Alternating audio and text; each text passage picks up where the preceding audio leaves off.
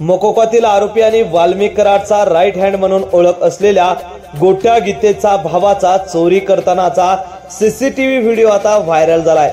गेल्या काही दिवसांपासून गोट्या गीते आणि त्याच्या गँगवर मकोका अंतर्गत कारवाई करण्यात आली आहे। गोट्या गीते हा वाल्मिक कराड याला सरेंडर झाल्यानंतर बीड मध्ये घेऊन जात असताना आणि त्यानंतर प्रत्येक ठिकाणी दिसून आलाय।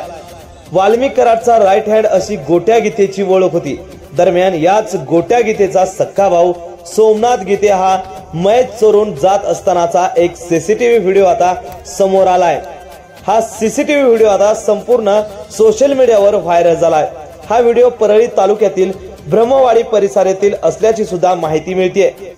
यापूर्वी देखील त्याने अनेक चोऱ्या केल्याचा दावा सोशल मीडियावर केला जातोय।